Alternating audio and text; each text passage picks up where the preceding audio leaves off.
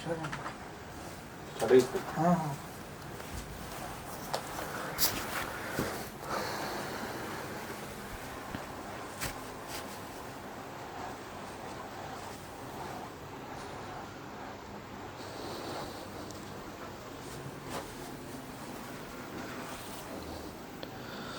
আসসালামু আলাইকুম, good afternoon everyone.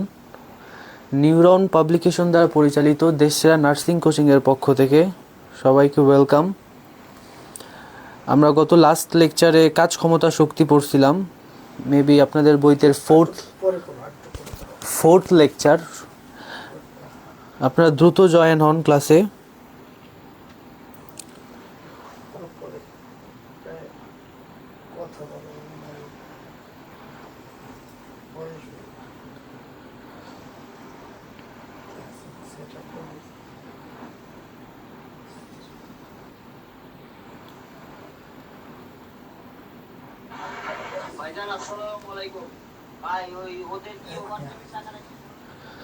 দ্রুত জয়েন করেন ক্লাসে, কিছুক্ষণের মধ্যে শুরু করব।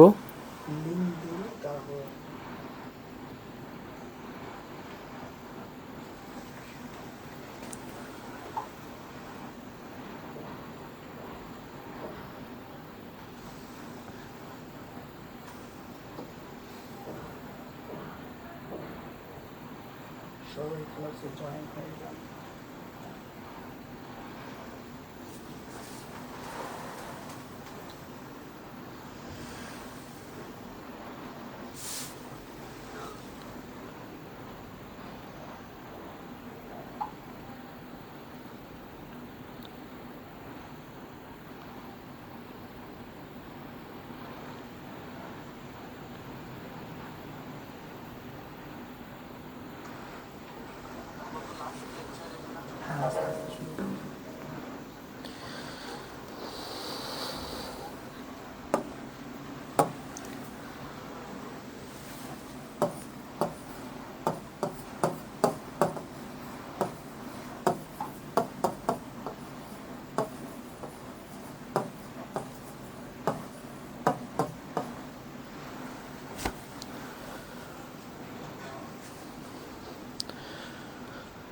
তাহলে আমরা শুরু করি আজকের ক্লাস।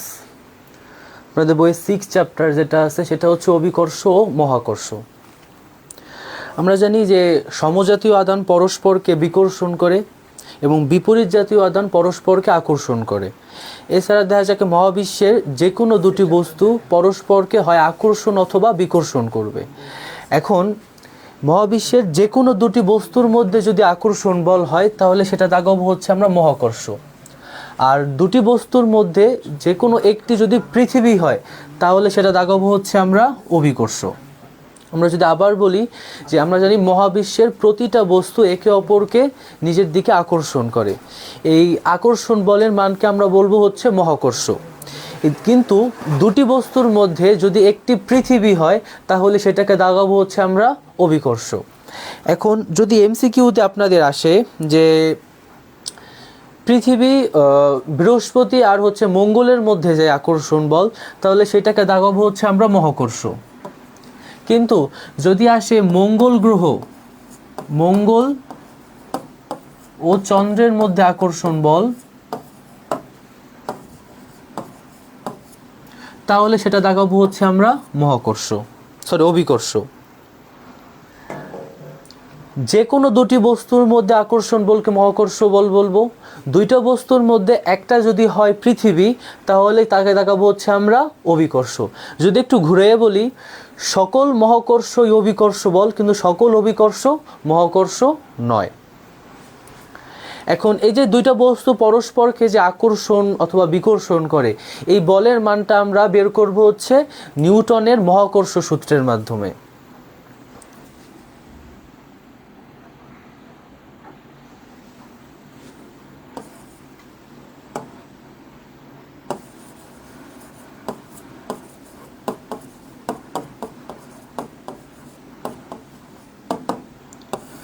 দেখেন মহাকর্ষ সূত্র, মহাকর্ষ সূত্রটা কীভাবে বলবো আমরা, যে দুইটা বস্তুর মধ্যে যে আকর্ষণ অথবা বিকর্ষণ বল যেটা কাজ করতেছে এটা কোন কোন বিষয়ের উপর নির্ভর করতেছে। প্রথমে যদি দেখি আমরা যে বস্তুর আকার, এই আকর্ষণ অথবা বিকর্ষণ বলটা নির্ভর করে হচ্ছে বস্তুর আকারের উপর। বলা যায় যে আকর্ষণ বা বিকর্ষণ বলটা নির্ভর করে বস্তুর আকারের উপর। যদি আকার যদি বড় হয় তো অবশ্যই আকর্ষণ বা বিকর্ষণ বলের মানটা বড় হবে, আর আকার ছোট হলে বলের মানও কম হবে। এছাড়া আরেকটা ডিফাইন করে, তার প্রথম হচ্ছে m1 আর m2 যদি ধরি। সেকেন্ড হচ্ছে বস্তুদ্বয়ের দূরত্বের উপর।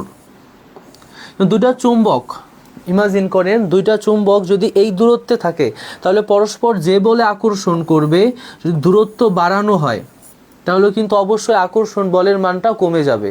যদি দূরত্ব বাড়ানো হয় তাহলে আকর্ষণ বলের মান কমে যাবে।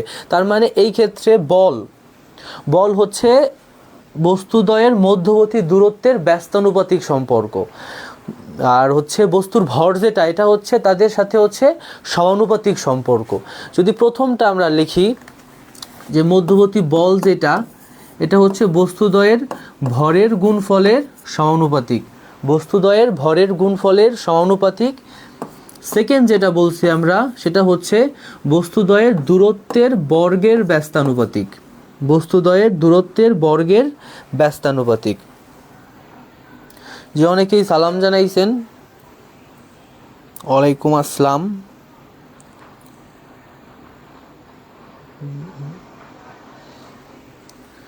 তো দেখেন যেটা বলতেছিলাম আমরা, তাই এই যে দুটি বস্তুর মধ্যে আকর্ষণ বল হচ্ছে সেটা বস্তুদ্বয়ের ভরের গুণফলের সমানুপাতিক এবং দূরত্বের বর্গের ব্যস্তানুপাতিক।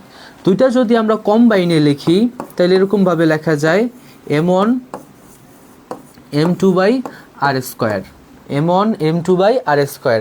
আমরা জানি যে সমানুপাতিক যদি উঠাই তাহলে একটা ধ্রুবক আসবে, সেই ধ্রুবকটা হচ্ছে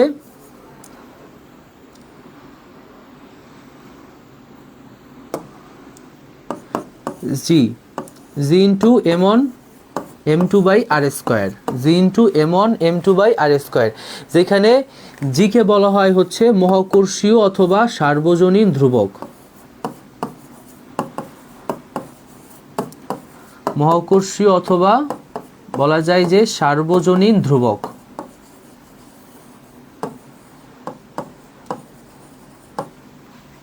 এই জি এর মান কত? জি এর মান হচ্ছে 6.673 into 10 to the power inverse 11। 10 to the power inverse 11। মনে রাখবেন জি এর মান হচ্ছে 6.673 into 10 to the power inverse 11। এখন প্রশ্ন হচ্ছে তাহলে এর একক কি হবে? যদি এর এককটা বের করি আমরা, দেখেন যদি এই পাশ থেকে একক বের করি তো এই পাশে লিখছি হচ্ছে আমরা f equals g into m1 m2 by r square. যদি আমরা আড়াআড়ি গুণ করি তাহলে কি পাবো? g into m1 m2 equals f into r square, অথবা g ইকুয়ালস পাইছি হচ্ছে f into r square divided by m1 into m2। R square m1 into m2। তো দেখেন এই ক্ষেত্রে এফটা কি? এইখানে বলের একক কি জানি আমরা? নিউটন। বলের একক হচ্ছে নিউটন। আর এর একক কি? আর হচ্ছে এখানে দূরত্বের একক মিটার, তো metre square divided by m1 m2। এখানে mটা হচ্ছে ভর, যেহেতু দুইটা ভর আছে তাহলে সেটা হবে হচ্ছে কেজি স্কোয়ার। তো কি আসলো? Newton metre square per KG square. Newton metre square per KG square. তো এইখানে আমরা একক লিখতে পারি হচ্ছে newton metre square per KG square. আপনারা এমসিকিউতে দেখবেন যে মহাকর্ষীয় ধ্রুবকের মান কত, দেখবেন চারটা অপশনেই 6.673 যেটা এইটা সেম আছে, চারটাই দেখবেন এই মানটুকু এই পর্যন্ত সেম আসে, ডিফারেন্স আছে হচ্ছে এককে যায়া। সুতরাং এককটা একটু ভালোভাবে মনে রাখার ট্রাই করবেন যে 6 newton metre square per KG square. এখন যদি আসি আমরা এর মাত্রা, জি এর মাত্রা কি হবে?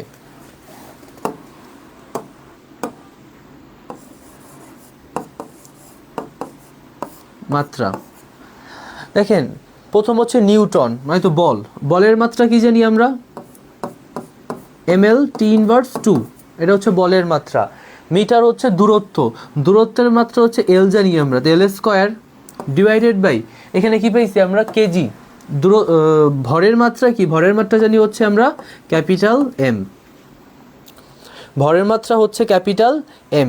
সেই হিসাবে এইখানে কি আসবে আমাদের, দেখেন উপরে যেহেতু একটা এম আর নিচে আসছে হচ্ছে দুইটা এম, তো অবশ্যই এটা এম ইনভার্স 1 থাকবে এখানে, এখানে একটা এক্সট্রা এম ইনভার্স 1 থাকবে। এল স্কোয়ার ইন্টু এল, এল স্কোয়ার ইন্টু এল কী হবে তখন আমাদের এল কিউব, আর সাথে টি ইনভার্স 2। এই হচ্ছে আমাদের অভিকর্ষ বা সার্বজনীন ধ্রুবকের মাত্রা, যেটা প্রথম আমরা শিখলাম হচ্ছে এর একক কি, তারপর শিখলাম হচ্ছে এর মাত্রা। অবশ্যই মাত্রাটা মনে রাখার ট্রাই করবেন, কি হবে এম ইনভার্স 1 এল কিউব টি ইনভার্স 2। এখন তাহলে আপনাদের একটা ম্যাথ দেই, দুইটা বস্তু, একটা হচ্ছে 20 কেজি আরেকটা হচ্ছে 50 কেজি, আর এখানে আর ইকুয়ালস বলছে হচ্ছে আপনাদের 10 মিটার। তাহলে এফ এর মান কত?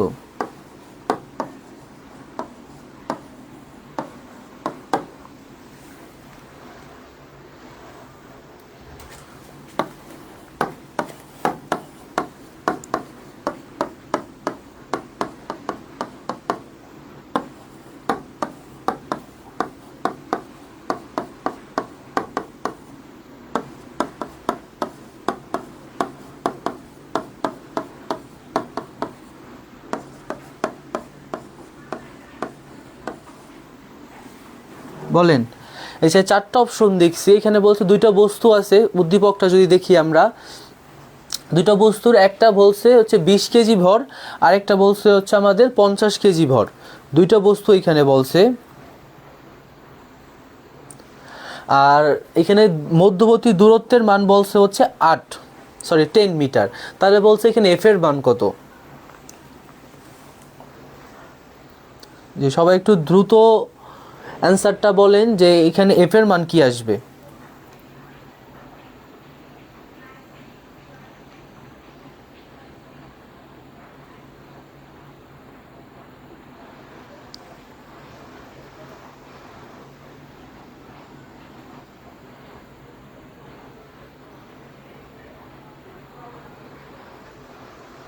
যে সবাই একটু লেখেন যে এইখানে এই চারটা অপশনের মধ্যে আমাদের কোন অপশনটা, আগের সূত্রই বসাবেন, যে সূত্রটা তখন পড়ছি, যে এফ ইকুয়ালস কি পড়ছিলেন, g into m1 m2 by r square, just মানগুলো বসাই দেন তাইলেই চলে আসবে। এই চারটার মানগুলো বসাই দিলে দেখা যাবে না ম্যাথটা পারবো। যে মিথিলা আপু অ্যান্সার দিছে, সবাই একটু দ্রুত অ্যান্সারটা করেন, চারটার মধ্যে হবে কোনটা।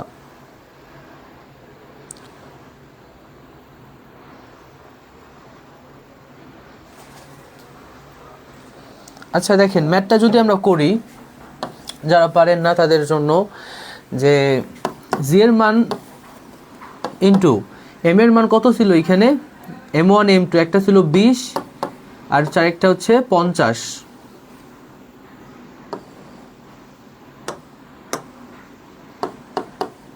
ডিভাইডেড বাই 10 এর স্কোয়ার।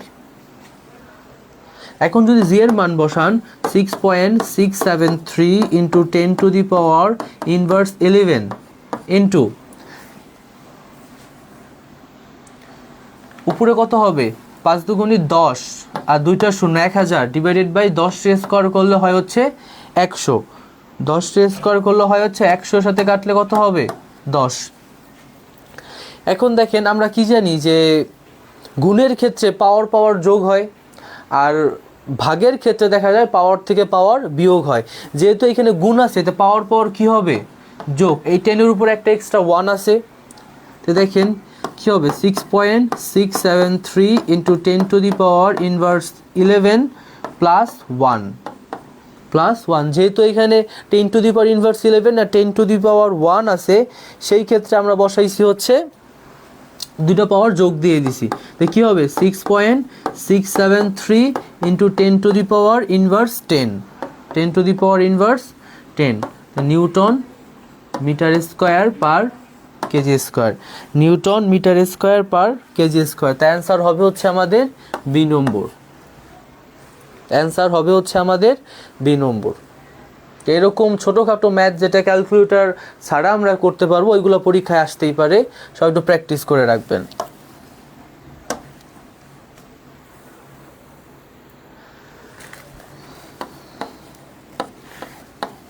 এখন আমরা পড়বো হচ্ছে অভিকর্ষ ত্বরণ।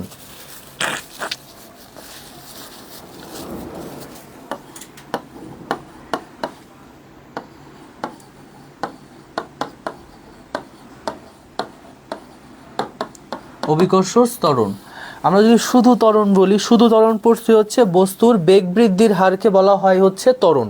আমরা জানি হচ্ছে বস্তুর বেগ বৃদ্ধির হারকে ত্বরণ বলে। অভিকর্ষ ত্বরণ কাকে বলবো? যে পরন্ত বস্তুর বেগ বৃদ্ধির হারকে আমরা বলবো হচ্ছে অভিকর্ষ ত্বরণ। পরন্ত বস্তুর বেগ বৃদ্ধিকে বলা হয় অভিকর্ষ ত্বরণ। একে জি দ্বারা প্রকাশ করা হয়, জানি জি ইকুয়াল জানি হচ্ছে আমরা gm/r²। অভিকর্ষ ত্বরণ জি ইকুয়ালস আমরা জানি gm/r², যেখানে এমটাকে বলা হয় হচ্ছে পৃথিবীর ভর, পৃথিবীর ভর, আর আর কে বলা হয় হচ্ছে পৃথিবীর ব্যাসার্ধ।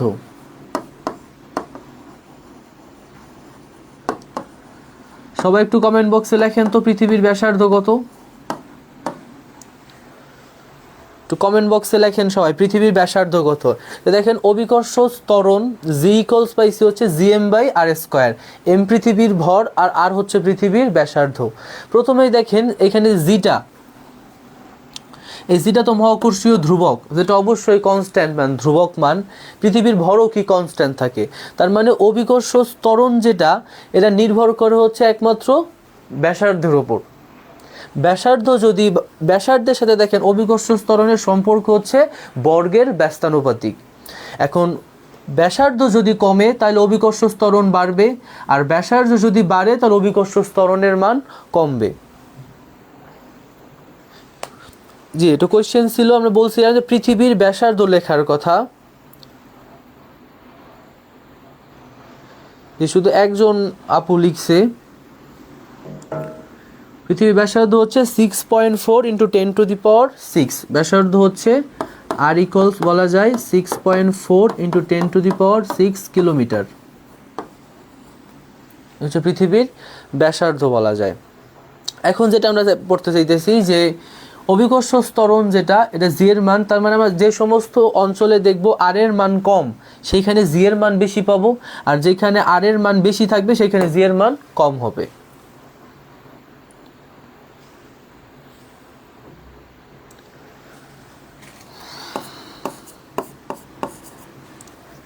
আরেকটা বিষয় যদি আমরা একটু ডিসকাস করি, যেমন জানি কি পৃথিবী উপবৃত্তাকারভাবে থাকে, দুইটা অঞ্চল থাকে, একটা হচ্ছে মেরু অঞ্চল আর একটা হচ্ছে বিষুবীয় অঞ্চল।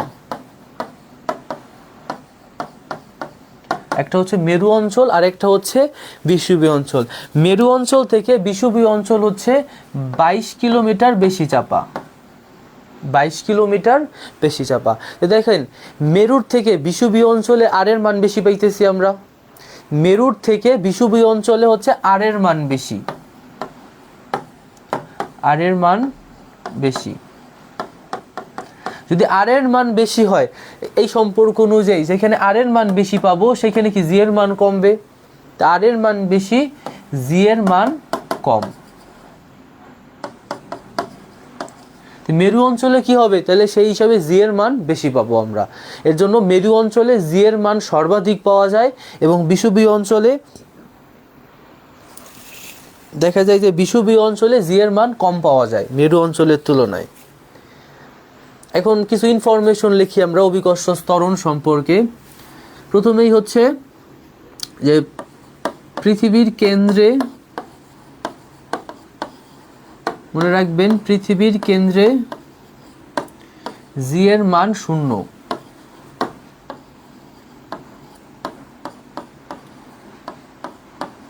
পৃথিবীর কেন্দ্রে জি এর মান 0। 2 বলা যায় যে ভূপৃষ্ঠে জি এর মান সর্বাধিক। ভূপৃষ্ঠে জি এর মান সর্বাধিক।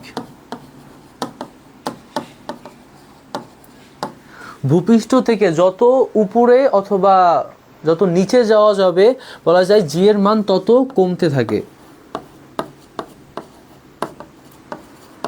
ভূপৃষ্ঠ হতে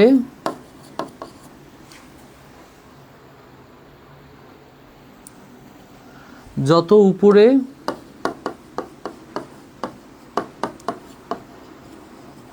অথবা নিচে যাওয়া হবে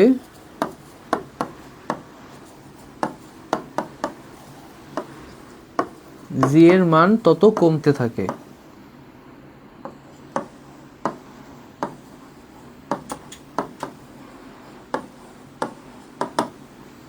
তার মানে আমরা যদি পাহাড়ের উপরে যাই তাহলে সেখানে অভিকর্ষ ত্বরণের মান কম হবে, আবার যদি মাটির নিচে খনিতে যাই তখনও দেখা যায় অভিকর্ষ ত্বরণের মান কম হয়।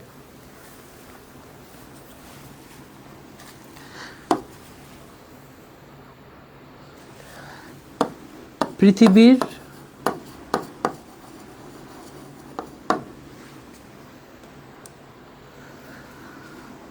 45 ডিগ্রি অক্ষাংশে বলা যায় যে 45 ডিগ্রি অক্ষাংশে জি এর মান জি এর আদর্শ মান পাওয়া যায়। বলা যায় যে জি এর আদর্শ মান পাওয়া যায়।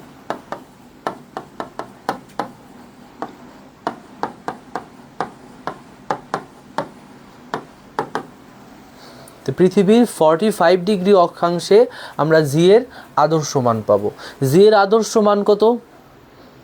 কিছু যদি মান লিখি আমরা জানি যে জি এর আদর্শ মান হচ্ছে, আদর্শ মান এটা সবাই জানি আমরা 9.8। জি এর আদর্শ মান হচ্ছে 9.8। মেরু অঞ্চলের মান,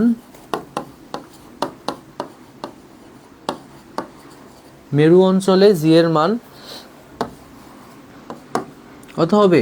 9.832 মিটার পার সেকেন্ড স্কয়ার। 9.8। বিষুবীয় অঞ্চলে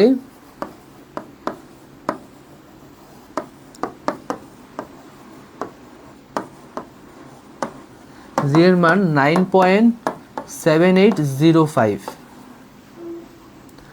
আর হচ্ছে ঢাকায়, ঢাকায় হচ্ছে জি এর মান 9.7835। এ হচ্ছে কয়েকটা স্থানের আমরা অভিকর্ষ ত্বরণের মানটা বের করলাম। তো প্রথম থেকে যদি দেখি অভিকর্ষ ত্বরণ যদি আবার একটু ডিসকাস করি আমরা, যে প্রথম বলছি হচ্ছে বস্তুর বেগ, পরন্ত বস্তুর বেগ বৃদ্ধি হারকে অভিকর্ষ ত্বরণ বলে। অভিকর্ষ ত্বরণ জি ইকুয়াল gm/r²। যেহেতু মহাকর্ষীয় ধ্রুবক আর পৃথিবীর ভর কনস্ট্যান্ট, তাই জি ডিপেন্ড করে বা জি এর মান ভ্যারি করে হচ্ছে মূলত ব্যাসার্ধের উপর নির্ভর করে। যেখানে ব্যাসার্ধ কম থাকবে সেখানে জি এর মান বেশি, যেখানে ব্যাসার্ধ বেশি থাকবে সেখানে জি এর মান কম। যেহেতু মেরু অঞ্চলের তুলনায় বিষুবীয় অঞ্চলে ব্যাসার্ধের মান বেশি, এর জন্য মেরু অঞ্চলে থেকে বিষুবীয় অঞ্চলে জি এর মান কম, এবং জি এর মান সবচেয়ে বেশি পাওয়া যায় হচ্ছে মেরু অঞ্চলে। পৃথিবীর কেন্দ্রে জি এর মান সবসময় 0 পাওয়া যাবে। আর ভূপৃষ্ঠে যেটা জি এর মান হচ্ছে সর্বাধিক, আমরা যেখানে বসবাস করি এইখান থেকে যত উপরে উঠবো আমরা অথবা যত নিচে যাব ততই হচ্ছে জি এর মান কমতে থাকবে। পৃথিবীর 45 ডিগ্রি অক্ষাংশে জি এর আদর্শ মান 9.8 ধরি, এটা পাওয়া যায়। আর হচ্ছে জি এর আদর্শ মান তো জানি আমরা 9.8 মিটার পার সেকেন্ড স্কয়ার। তারপর হচ্ছে মেরু অঞ্চলে জি এর মান 9.832, বিষুবীয় অঞ্চলে মান, আর হচ্ছে ঢাকায়, তিনটার মান মনে রাখতে পারলে আশা করি এই থেকে একটা কমন আসবে।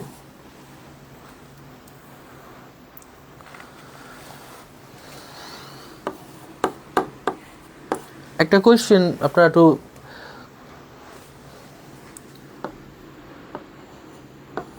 20 কেজি ভরের একটি বস্তুর 20 কেজি ভরের একটি বস্তুর ওজন কত?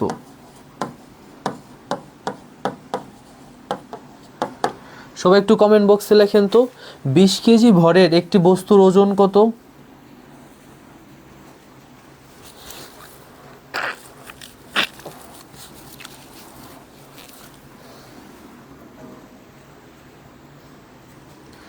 বিশ কেজি ভরের একটি বস্তু বলতে আমরা জানি ওজন। একটা কথা বলি যে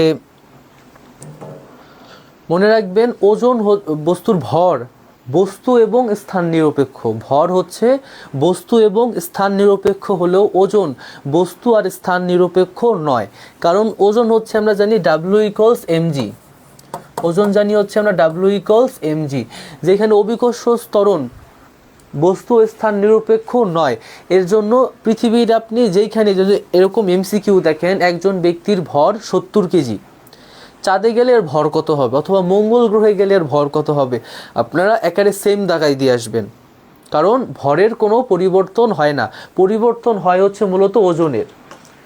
পরিবর্তন হয় হচ্ছে ওজনের, কারণ বস্তুর ভরের সাথে অভিকর্ষ ত্বরণ গুণ করলে আমরা কি পাবো? ওজন পাবো।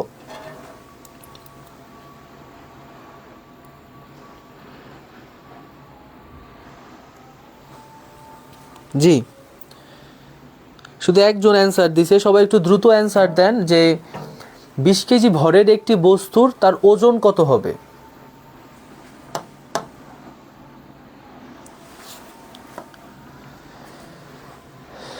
দেখেন যদি এই ম্যাথটা করি আমরা, তাই W= কি পাইছি আমরা? W= জানি হচ্ছে আমরা mg। m কত দেওয়া আছে? 20, আর অভিকর্ষ ত্বরণের মান দেওয়া আছে 9.8। যদি গুণ দিই আমরা, দেখেন এবার 2 × 10 × 9.8, 2 × 9.8 সাথে 10 গুণ করলে 98, 98 এর সাথে গুণ মানে 196 নিউটন। মানে মূল কথা, যদি এরকম ভর দেওয়া থাকে আর যদি বস্তুর ওজন চায়, তাহলে আপনারা সরাসরি করবেন কি যে তার সাথে অভিকর্ষ ত্বরণ গুণ দিয়ে দেবেন, তাইলেই হবে।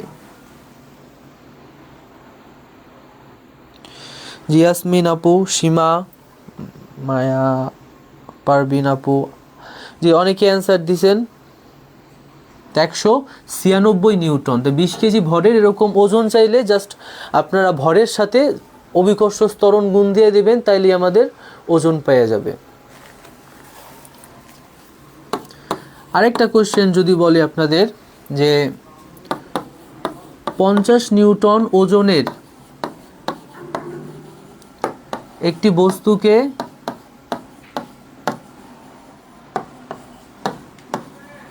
পৃথিবীর কেন্দ্রে নিয়ে যাওয়া হলে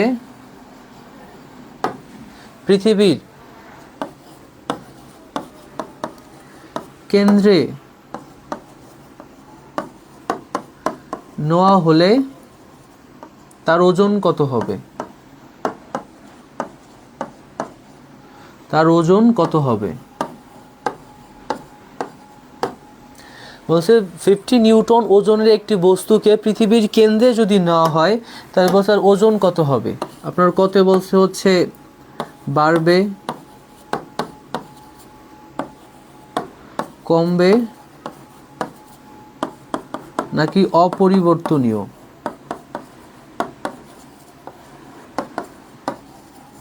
বলেন।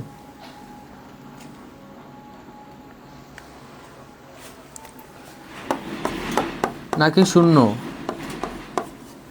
চারটা অপশন আছে, একটা হচ্ছে বাড়বে, একটা বলছে কমবে, নাকি 50 নিউটনই থাকবে, নাকি শূন্য হবে।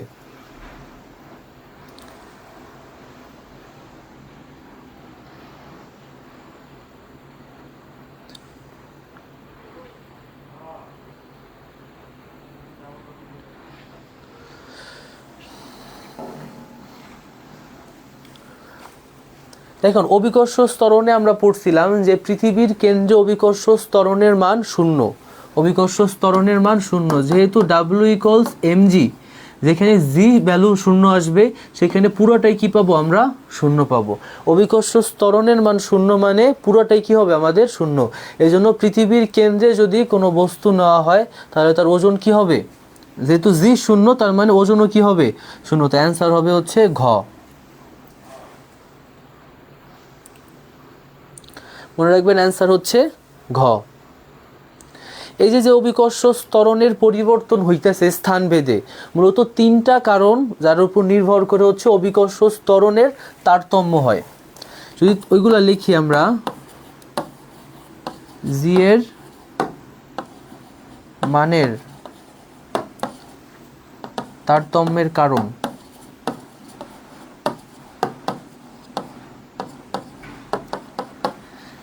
এক নম্বরে বলা যায় হচ্ছে উচ্চতার ক্রিয়া।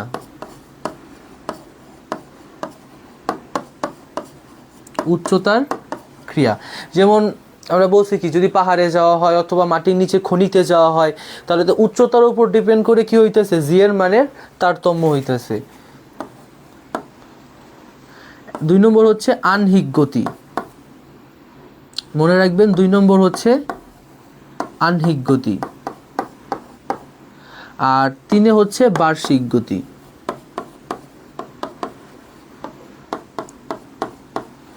হচ্ছে বার্ষিক গতি। জি এর মানের তারতম্য কারণ দুইটা, একটা হচ্ছে উচ্চতার ক্রিয়া, 2 নম্বর হচ্ছে আহ্নিক গতি, আর 3 হচ্ছে বলা যায় বার্ষিক গতি। মূলত এই তিনটা কারণের জন্য হচ্ছে জি এর মানের পরিবর্তন হয়। এখন আমরা সবাই প্রতিদিন কম বেশি লিফটে যাতায়াত করি। দেখা যায় যদি লিফটে ওঠা হয় তাহলে আমরা যখন লিফটে উপরে উঠি তখন নিজেদের ভারী মনে হয়, আর যখন নিচে নামি তখন নিজেদের হালকা মনে হয়। এটা সবাই আমরা ফিল করি যে এটা অ্যাকচুয়ালি কারণ কি, লিফটে ওঠার সময় কি ঘটনা ঘটে আর নামার সময় কি ঘটনা ঘটে। যদি আমরা দেখি যে লিফট ওঠার সময়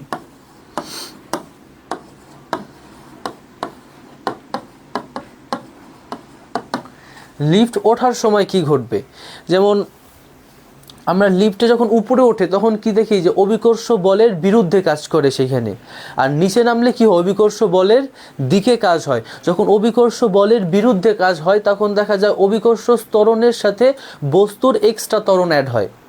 আর যখন নিচে নামা হয় তাহলে দেখা যায় অভিকর্ষ ত্বরণের সাথে, যেহেতু এটা অভিকর্ষ বলের দিকে যাইতেছে তখন ওটা এক্সট্রা ত্বরণটা অভিকর্ষ ত্বরণ থেকে মাইনাস হয়। তো লিফটে ওঠার সময় যেটা হয় যে ডাব্লিউ ইকুয়ালস বলা যায় হচ্ছে এম ইন্টু জি প্লাস এ, মানে ওঠার সময় নিজেদের অভিকর্ষ ত্বরণ তো থাকবেই, তার সাথে একটা এক্সট্রা ত্বরণ অ্যাড হয়। এর জন্য কি বলো, নিজেদের কি লাগে, ভারী মনে হয়।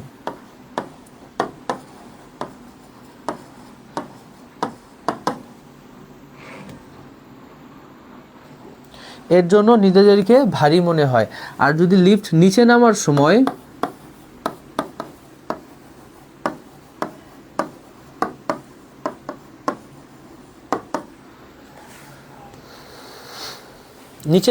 কি ঘটনা ঘটবে দেখেন, এম ইন্টু জি মাইনাস এ হয়। জি মাইনাস এর কারণ অভিকর্ষ বলের দিকে যাইতেছে, তখন যেহেতু অভিকর্ষ ত্বরণ থেকে এই ত্বরণটা মাইনাস হইতেছে তখন হালকা মনে হয়। এই জন্য নিচে নামার সময় আমাদের হালকা মনে হয়। তাহলে বলেন তো কখন, কোশ্চেন হচ্ছে কখন ওজন শূন্য মনে হবে। এমসিকিউ যদি আসে কখন বা কোন শর্তে নিজেদের ওজন শূন্য মনে হবে, কখন ওজন শূন্য মনে হবে।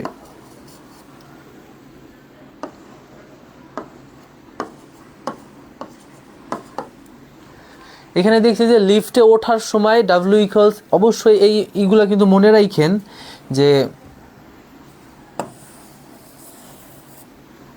এই দুই ইকুয়েশনটা অনেকবার এমসিকিউতে আছে অ্যাডমিশনে, ইউনিভার্সিটি অ্যাডমিশনে, যেমন ডাব্লিউ equals m into g plus a, লিফটে ওঠার সময় আর নামার সময় জি মাইনাস এ। এখন কোয়েশ্চেন হচ্ছে কখন ওজন শূন্য মনে হবে।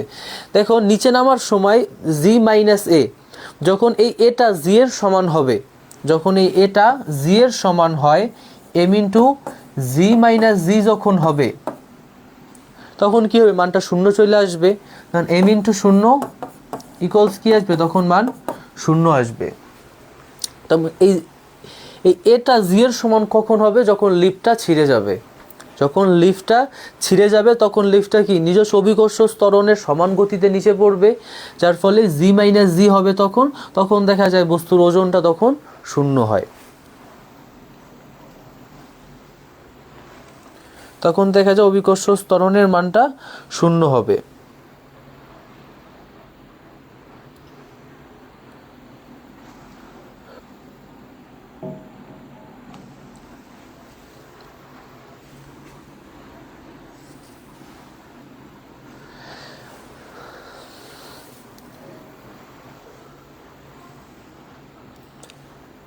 সবাই নামাজের ব্রেক চাইতেছে,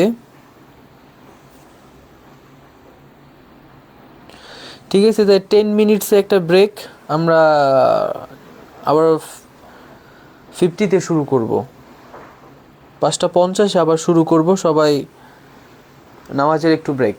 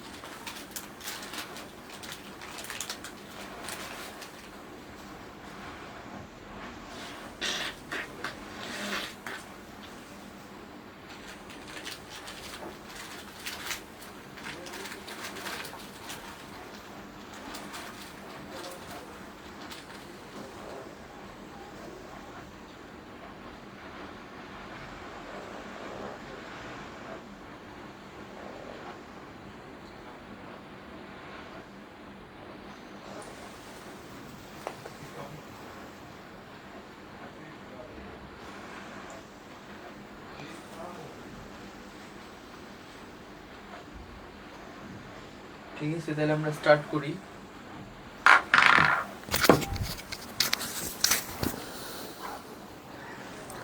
এবার সর্বশেষ পড়তে হচ্ছে অভিকর্ষ ত্বরণ। এখন আমরা পড়ব হচ্ছে পরন্ত বস্তুর সূত্র অথবা গ্যালিলিও সূত্র।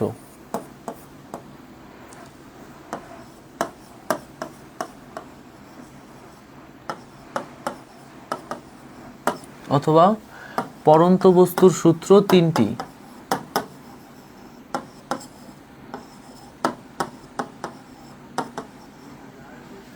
পরন্ত বস্তুর সূত্র বলা হয় হচ্ছে তিনটি। দেখো, আমরা নর্মালি কি জানি যে দুটো সমভরের বস্তু, যেমন যদি ইমাজিন করি আমরা এই বইটা আর হচ্ছে এই রিমোটটার কথাই যদি চিন্তা করি, যদি আমরা আপাত দৃষ্টিতে মনে করি যে দুইটার ভর সেম বা ওজন সেম, তাহলে দেখা যায় কোনটা আগে মাটিতে পড়বে। যদি কোশ্চেন হয় যে দুইটার ভর বা ওজন দুইটাই সেম, তাহলে বলছে কোনটা আগে মাটিতে পড়বে। এখন দেখা যায় যে যেহেতু দুইটার ভর সমান, কিন্তু যেটা সারফেস এরিয়া, বইয়ের সারফেস এরিয়া বেশি, তার মানে বইয়ের আয়তন বেশি এবং বাতাসের বাধা বেশি, কারণ এখানে বাতাসের উপস্থিতি আছে, সেই তো আমরা বলতে পারি কি রিমোটটা আগে মাটিতে পড়বে। যেহেতু রিমোটের সারফেস এরিয়া কম আর এটা সারফেস এরিয়া বেশি, এই জন্য রিমোটটা আগে মাটিতে পড়বে। কিন্তু যদি এইখানে বাতাস না থাকতো, বাতাসের উপস্থিতি যদি না থাকতো, তাহলে দেখা যায় যে বস্তু দুইটা একেবারে সমান সময়ে মাটিতে পড়তো। যদি বস্তুর ভর ডিফারেন্ট হইতো, তারপরেও দেখা যায় এটা সমান সময়ে মাটিতে পড়তো। তো বিজ্ঞানী গ্যালিলিও যে পরন্ত বস্তু তিনটা সূত্র আবিষ্কার করছে, এটার কন্ডিশন হচ্ছে, প্রধান শর্ত হচ্ছে বায়ুর অনুপস্থিতিতে, যেখানে বাতাসের বাধা থাকবে না। তিনি তিনটা সূত্র আবিষ্কার করছে। যা প্রথম সূত্র যেটা বলি আমরা, প্রথম সূত্র উনি বলছে যে বিনা বাধায় পরন্ত বস্তুর, বলা যায় যে কি বিনা বাধায় পরন্ত বস্তু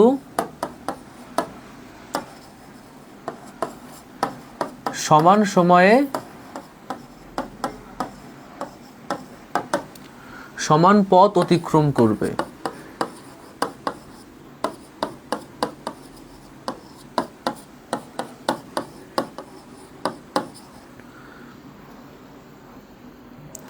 সমান সময়ে সমান পথ অতিক্রম করবে, এ হচ্ছে আমাদের প্রথম সূত্র। দেখেন এখানে কিন্তু উল্লেখ করেন নাই যে বস্তুর কম বেশি ভর, কিছুই কিন্তু উল্লেখ করে। তার মানে বস্তুর ভর যদি আলাদাও হয়ে থাকে, তারপরেও দেখা যায় এটা সমান সময়ে মাটিতে পড়বে বা সমান পথ অতিক্রম করবে। তারপর আমরা বলতে পারি হচ্ছে দ্বিতীয় সূত্র। দ্বিতীয় সূত্রটা কি? দ্বিতীয় সূত্র যদি বলি যে পরন্ত বস্তুর বেগ, মনে রাখবেন যে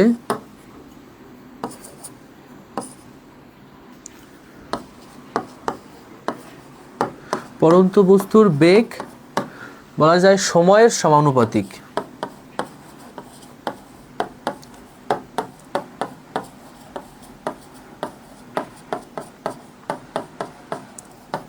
কি লিখছি আমরা? পরন্ত বস্তুর বেগ বলা হয় সময়ের সমানুপাতিক, অর্থাৎ ভি সমানুপাতিক লেখা যায় হচ্ছে টি।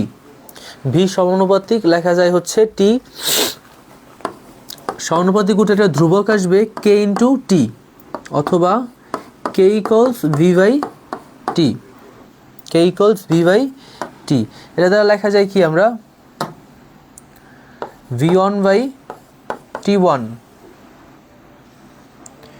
equals v2 by t2, v1 by t1 equals v2 by t2। এই দুইটা ইকুয়েশন ভালোভাবে মনে রাখেন, এই একটা আর হচ্ছে এই একটা।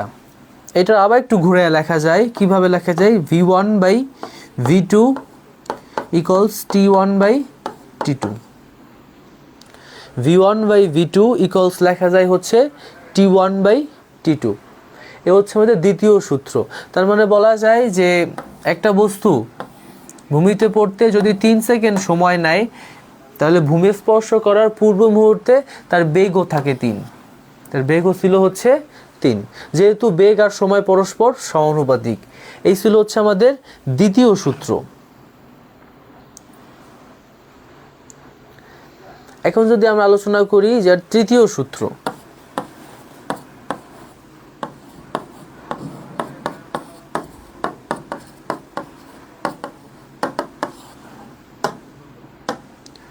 তৃতীয় সূত্র কি হবে, যে বলা যায় পড়ন্ত বস্তুর অতিক্রান্ত দূরত্ব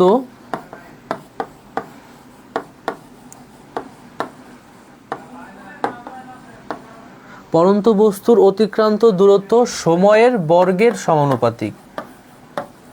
লিখবা হচ্ছে সময়ের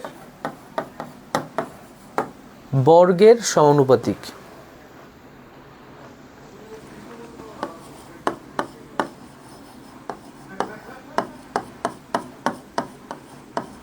সময়ের বর্গের সমানুপাতিক লিখি এইচ সমানুপাতিক লেখা যায় হচ্ছে টি স্কোয়ার। এইচ সমানুপাতিক টি স্কোয়ার। সমানুপাতিক সেম আগেরটার মতো ধ্রুবক উঠাই, ধ্রুবক সমানুপাতিক ধ্রুবক আসবে টি স্কোয়ার অথবা k equals h by t square. H by t square দেখি হবে h one by t one এর square equals h two by t two এর স্কোয়ার, অথবা h one by h two equals t one এর square divided by t two এর square.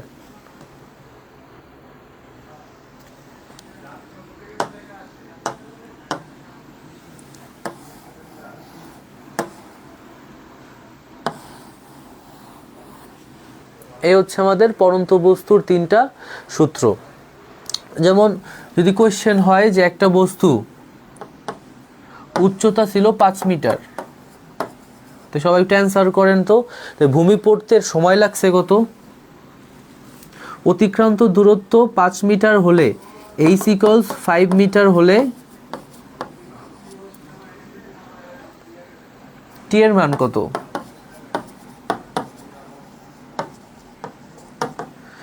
সবাই একটু লিখুন তো এইচ ইকুয়াল যদি 5 মিটার হয় তাহলে আমাদের কোশ্চেন হচ্ছে টি এর মান কত?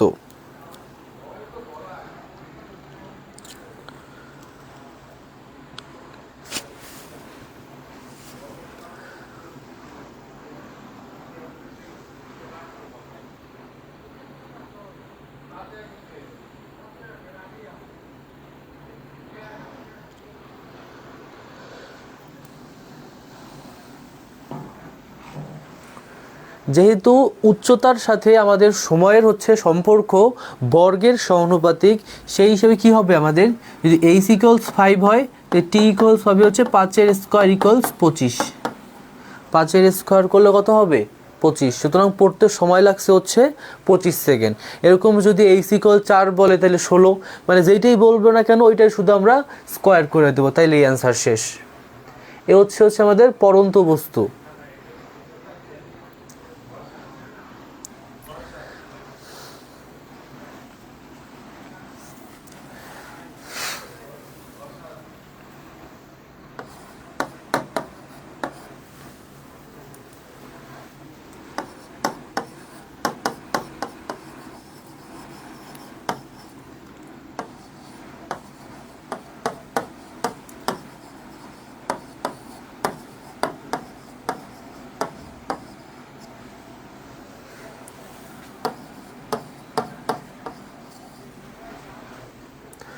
পৃথিবীতে একটি বস্তুর ওজন 36 কেজি, চাঁদে এর ওজন কত? বলছে চাঁদে এর ওজন কত? 36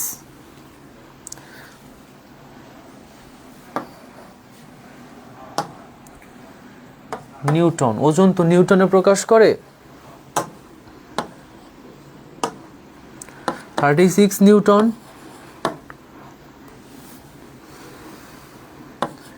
72 নিউটন, 6 নিউটন, 0। বলেন এই চারটার মধ্যে অ্যান্সার কোনটা হবে?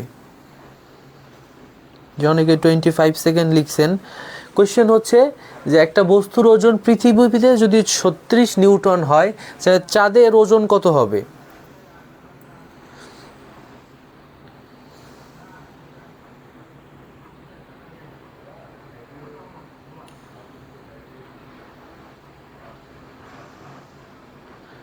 জি শুধু একজন অ্যান্সার দিছে, ঝিনুক আপু। হ্যাঁ ঝিনুক আপু জিজ্ঞেস করছে না ক্যালকুলেটর এক্সাম হলে তো ক্যালকুলেটর অ্যালাউ করবেন আপনাদের, সুতরাং ওই টাইপের ম্যাথই আপনাদের দেওয়া হবে, সেটা নর্মালি আপনাদের ক্যালকুলেটর ইউজ করার দরকার হবে না। জি উর্মি আপু লিখছে, রিয়া আপু অ্যান্সার দিছে, শিপ্রা আপু দাগাইছে, ফাইজুল ভাইয়া। জি যারা যারা আছেন সবাই একটু লাখে গুড, যারা যারা দিছেন। অ্যান্সার হবে হচ্ছে 6 নিউটন, কারণ আমরা জানি হচ্ছে যে চাঁদের যে অভিকর্ষ ত্বরণ এটা পৃথিবীর হচ্ছে 6/1 ভাগ, 1/6 ভাগ। চাঁদের অভিকর্ষ ত্বরণ পৃথিবীর 1/6 ভাগ। তো পৃথিবীতে একটা বস্তুর ওজন যা হবে চাঁদে হবে হচ্ছে তার 6/1 ভাগ। যেহেতু পৃথিবীতে বস্তুর ওজন পাইছি আমরা 36 নিউটন, তার 6/1 ভাগ হচ্ছে 6 নিউটন, তার মানে চাঁদে গেলে বস্তুর ওজন হবে হচ্ছে আমাদের 6 নিউটন। চাঁদে গেলে বস্তুর ওজন হচ্ছে হবে 6 নিউটন।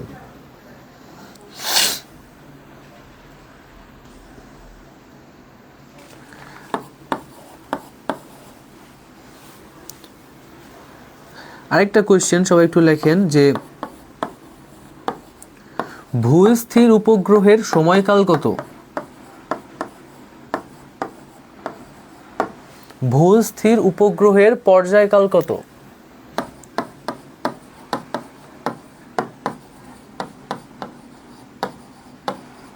ভূস্থির উপগ্রহের পর্যায়কাল কত? সবাই একটু বলেন তো ভূস্থির উপগ্রহের পর্যায়কাল কত হবে? ভূস্থির উপগ্রহ তো বুঝি আমরা,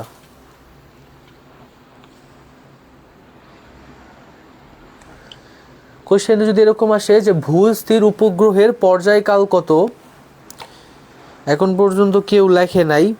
দেখেন ভূস্থির মানে কি বোঝায়? ভূ মানে কি? পৃথিবী। পৃথিবীর সাপেক্ষে স্থির যে উপগ্রহ, কারণ পৃথিবীর সাপেক্ষে স্থির হইতে গেলে পৃথিবীর সাথে তার সময়ের সামঞ্জস্য থাকতে হবে, তাইলেই তো পৃথিবীর সাপেক্ষে সে স্থির হবে। তো পৃথিবীর পর্যায়কাল যেহেতু 24 আওয়ার্স, তো পৃথিবীর সাপেক্ষে ভূস্থির উপগ্রহ ওইটাই তারই বলা হবে যাদের হচ্ছে পর্যায়কাল 24 আওয়ার্স হবে।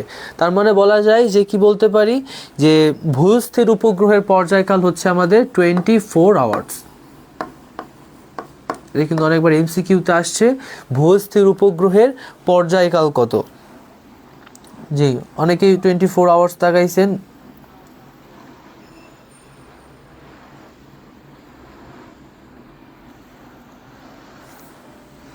দেখেন এখন আমরা পড়বো হচ্ছে মুক্তিবেগ।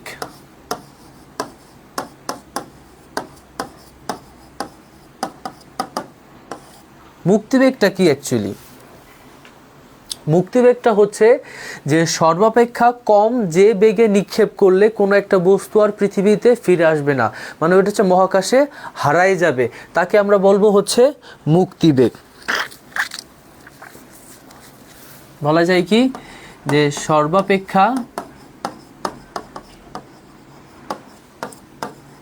যে কম বেগে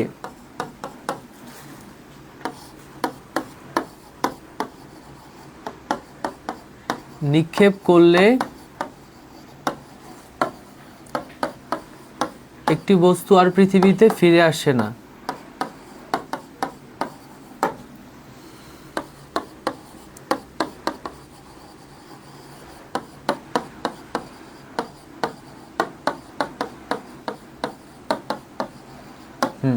কি বললাম আমরা? মুক্তিবেগ সর্বাপেক্ষা কম যে কম বেগে, বলা যায় সর্বাপেক্ষা যে কম বেগে কোনো একটা বস্তুকে নিক্ষেপ করলে সেটা আর পৃথিবীতে ফিরে আসে না, তাকে বলা হয় হচ্ছে ওই বস্তুর মুক্তিবেগ। মুক্তিবেগকে নর্মালি ভি দ্বারা প্রকাশ করা হয়। যদি ভি দ্বারা বলি আমরা, যে ভি ইকুয়ালস কি লিখতে পারি? √2gm/r, √2gm/r। যদি এছাড়া আরেকটা ইকুয়েশন আছে, যদি হর ও লবকে আমরা আর দ্বারা গুণ করি তাহলে দেখা যায় মানের কোনো পরিবর্তন হবে না। তো কি হয়? 2gmr divided by r square divided by r square. তো দেখো এইখানে হচ্ছে আমাদের 2gm/r ইকুয়ালস আমরা জি লিখতে পারি, কারণ আমরা জি ইকুয়ালস পড়ছি হচ্ছে gm/r স্কোয়ার। তো এইখানে যে 2gm/r স্কোয়ার এটা সমান কি লিখতে পারি আমরা, √2g × r।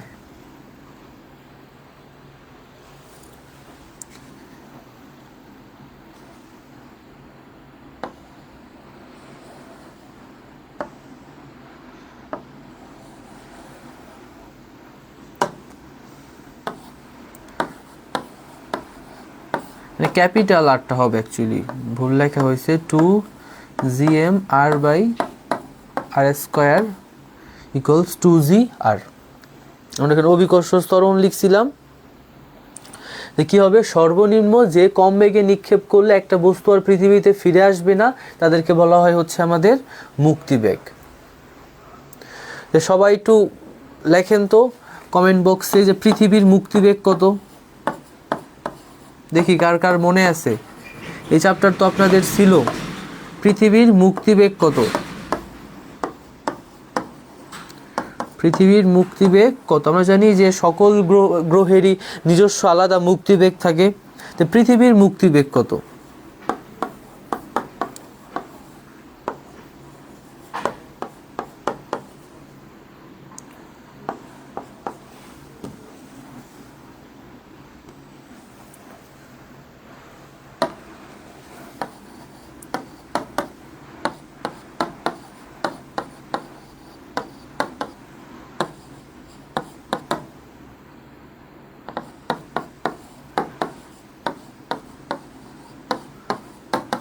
সবাই ক খ অ্যান্সার করেন তো, কোনটা হবে অ্যান্সার?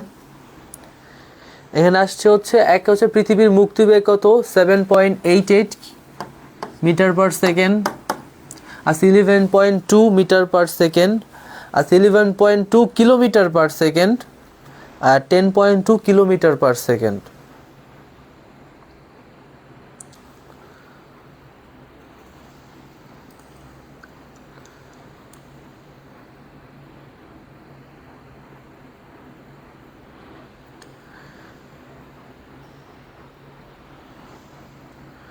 জি, সবাই দাগাইতেছেন সি, গুড। তাহলে বলতে পারি হচ্ছে 11.2 হচ্ছে কিলোমিটার। অবশ্যই এটা পরীক্ষার হলে একটু মনে রাখবেন যে কোনটায় কিলোমিটার বা মিটার। অবশ্যই অ্যান্সার হবে হচ্ছে কিলোমিটার পার সেকেন্ড। তার মানে বলা যায় কি যে এক সেকেন্ডে সেটা হচ্ছে 11.2 কিলোমিটার পথ অতিক্রম করবে। এছাড়া যদি দেখি আমরা চাঁদের বলা যায় হচ্ছে কত, চাঁদের, বুধ, মঙ্গল সবগুলোর কি জানি কি আলাদা আলাদা আমাদের কি থাকবে,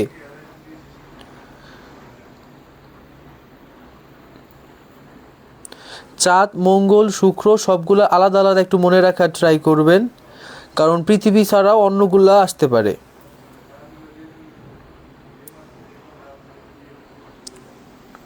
দেখেন চাঁদের হচ্ছে বলা যায় 2.4 কিলোমিটার পার সেকেন্ড। তারপর যদি দেখি আমরা মঙ্গলে,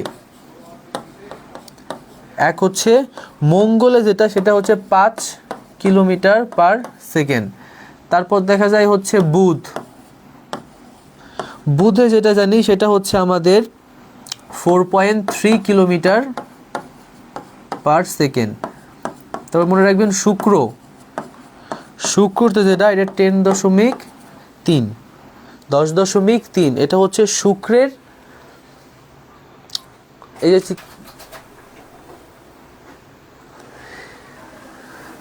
তার মানে এখানে দেখলাম আমরা পৃথিবী সেটা হচ্ছে 11.2 কিলোমিটার পার সেকেন্ড, চাঁদের মুক্তিবেগ হচ্ছে 2.4, মঙ্গলের মুক্তিবেগ হচ্ছে 5 কিলোমিটার পার সেকেন্ড, বুধ গ্রহের হচ্ছে 4.3, আর শুক্রের বলা যায় হচ্ছে 10.3। এই মুক্তিবেগগুলো ভালোভাবে মনে রাখবেন। এখন আমরা দেখব যে মুক্তিবেগের মান কত থেকে কত হলে দেখা যায় এটা চাঁদের মতো উপগ্রহ হবে, কত মান হলে পৃথিবীতে ফিরে আসবে, কত মান হলে পৃথিবী থেকে হারাই যাবে। এগুলো যদি একটু দেখি, 1 নম্বর যে যদি ভিই আর্থ মুক্তিবেগের যেটা 7.88 যদি নিচে হয় তাহলে কি হবে? তাহলে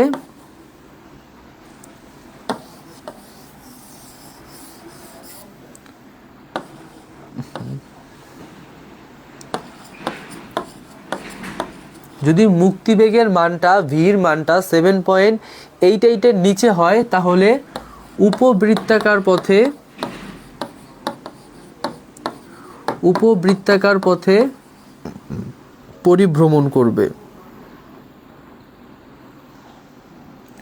বৃত্তাকার পথে পরিভ্রমণ করবে।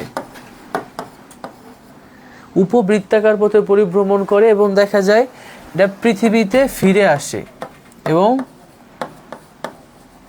পৃথিবীতে ফিরে আসবে। এটা উপবৃত্তাকার পথে পরিভ্রমণ করবে আর দেখা যায় হচ্ছে এটা পৃথিবীতে ফিরে আসবে। যদি 2 নম্বরে বলি ভির মানটা যদি 7.88 হয় তাহলে দেখা যায় হচ্ছে বৃত্তাকার পথে পরিভ্রমণ করবে এবং চাঁদের মতো উপগ্রহে পরিণত হবে। বলা যায় যে চাঁদের মতো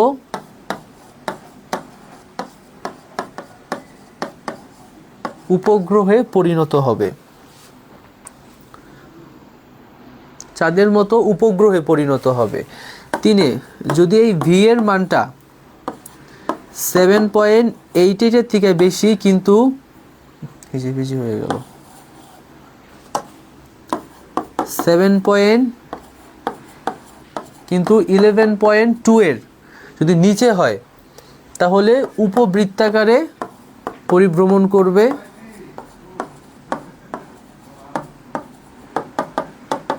এবং পৃথিবীতে ফিরে আসবে না। দেখেন প্রথমটার সাথে এইটা সেম উপবৃত্তাকার পথে পরিভ্রমণ করতেছে, কিন্তু 7.88 এর যদি নিচে হয় তাহলে দেখা যায় পৃথিবীতে ফিরে আসতে পারে, কিন্তু যদি 7.88 এর বেশি 11.2 এর কম হয় তাহলে দেখা যায় এটা পৃথিবীতে আর ফিরে আসে না।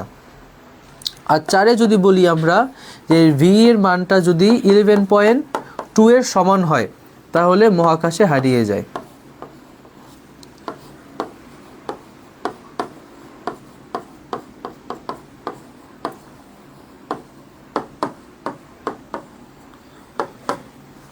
তাহলে দেখা যায় এটা মহাকাশে হারিয়ে যাবে। এই হচ্ছে আমাদের মুক্তিবেগ। ভালোভাবে মনে রাখা ট্রাই করেন।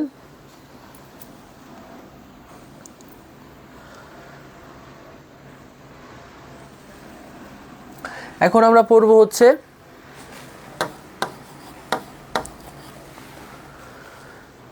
সরল দোলকের সূত্র। সবাই একটু বলেন তো সরল দোলকের সূত্র কয়টা?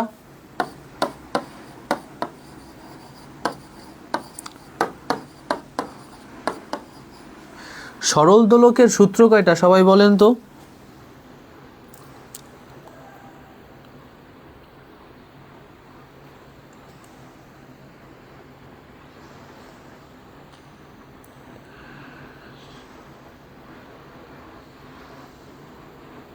জি 4টি।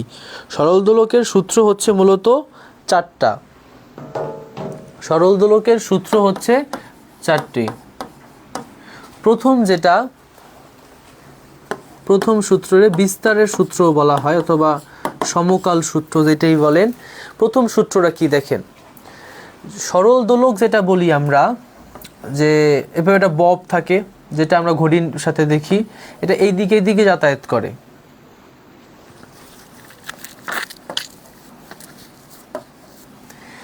দেখো যখন এটা এইখান থেকে এইভাবে যায় তখন একবার যাইয়া আসলে কিন্তু একটার বলা হয় পূর্ণ পর্যায়কাল, যখন যাইয়া আসবে তখন তাকে বলা হয় হচ্ছে একটা পর্যায়কাল। তো এটা নির্দিষ্ট কোণে কিন্তু ঘোরে, নির্দিষ্ট এরিয়ার মধ্যে ঘোরে। এই বিস্তার যদি 4 ডিগ্রির মধ্যে হয়, বলা যায় বিস্তার যদি 4 ডিগ্রির মধ্যে হয় তাহলে দেখা যায় যে প্রত্যেকটা দোলকের যে পর্যায়কাল প্রত্যেকবার সেম আসবে। যদি বিস্তার 4 ডিগ্রির মধ্যে হয় তা সরল দোলকের দোলনকাল সবসময় কি হবে? পর্যায়কাল সেম আসবে। তো প্রথম সূত্রে আমরা বলতে পারি যে কি কি বলা যায়, বিস্তার 4 ডিগ্রির মধ্যে হলে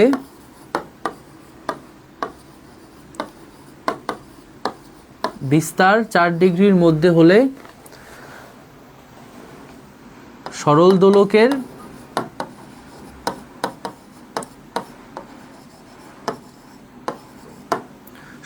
দোলকের প্রতিটি দোলনের পর্যায়কাল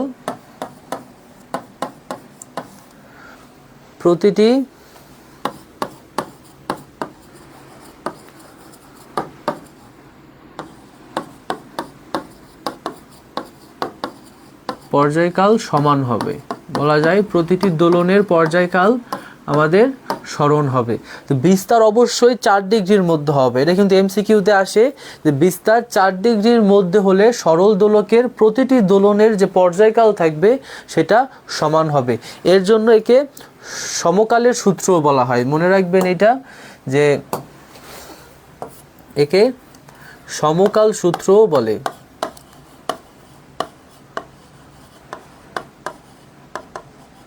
সমকাল সূত্র বলা হয়। এখন আসেন দ্বিতীয় সূত্র। এটা দৈর্ঘ্যের সূত্র বলে। দ্বিতীয় সূত্রকে আমরা জানি হচ্ছে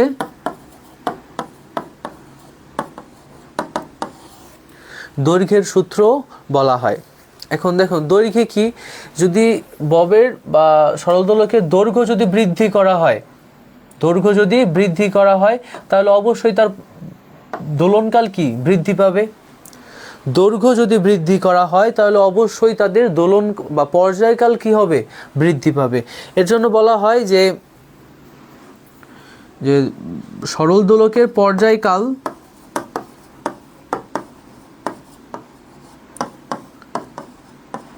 দৈর্ঘ্যের বর্গমূলের সমানুপাতিক। বলা যায় দৈর্ঘ্যের বর্গমূলের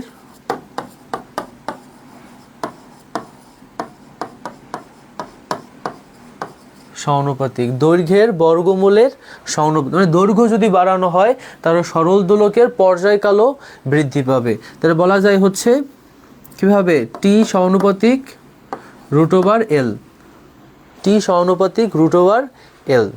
এই ছিল হচ্ছে আমাদের দ্বিতীয় সূত্র, যেটা বলে দৈর্ঘ্যের সূত্র। থার্ড ল,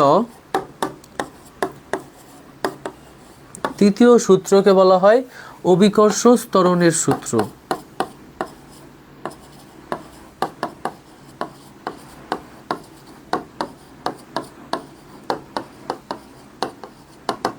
অভিকর্ষ ত্বরণের সূত্র। এইখানে কি বলা হয়, এইখানে বলা হয় হচ্ছে যে পর্যায়কাল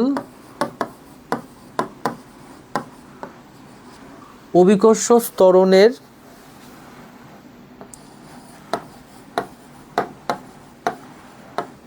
বর্গমূলের ব্যস্তানুপাতিক। বর্গানুমূলের ব্যস্তানুপাতিক।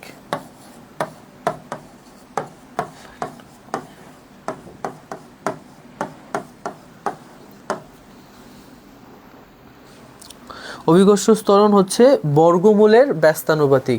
সেই হিসাবে লেখা যায় কি, আমরা কি লিখতে পারি, টি সমানুপাতিক 1/√g। টি সমানুপাতিক 1/√g।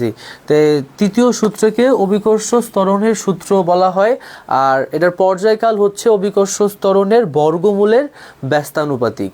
বর্গমূলের ব্যস্তানুপাতিক। চতুর্থ সূত্র,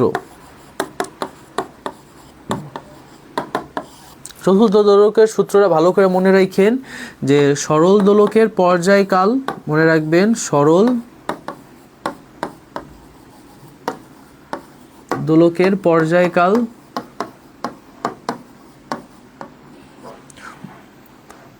ববের ভরের উপর নির্ভর করে না। ববের ভরের উপর নির্ভর, মনে রাখবেন যে ববের ভরের উপর এটা নির্ভর করবে না। এখন এই দুইটা সূত্রে যদি আমরা কম্বাইনে লিখি, দেখা যায় √L/g। ধ্রুবক আসবে একটা 2π × √L/g। তো দেখেন মূল সর্বশেষ সূত্র থেকে কি দেখা যায় যে অভিকর্ষ ত্বরণ আর পর্যায়কালের সম্পর্ক হচ্ছে ব্যস্তানুপাতিক। অভিকর্ষ ত্বরণ আর হচ্ছে পর্যায়কাল এর সম্পর্ক কি পরস্পর ব্যস্তানুপাতিক। যেখানে জি এর মান কম সেখানে টি এর মান বেশি, আর যেখানে জি এর মান বেশি সেখানে টি এর মান কম। যেমন যদি পাহাড়ের চূড়ায় উঠি আমরা, তাহলে সেখানে কি জি এর মান আমরা কম পাবো, তো সেখানে কি পর্যায়কাল বেশি হবে। তার মানে পর্যায়কাল বেশি পাওয়ার অর্থ কি, যে সরল দোলক ধীরে চলছে, বা ঘড়ি বা যেটাই বলি না কেন এটা কি হবে, মূলত আমাদের ধীরে চলবে। তো এই ধরনের এমসিকিউ আসলে আশা করি সবাই পারবেন।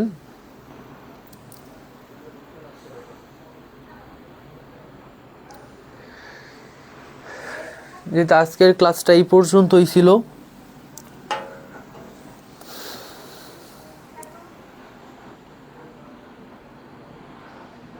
সবাই ভালো থাকেন, সুস্থ থাকেন। ইনশাআল্লাহ নেক্সট ক্লাসে দেখা হবে। আসসালামু আলাইকুম।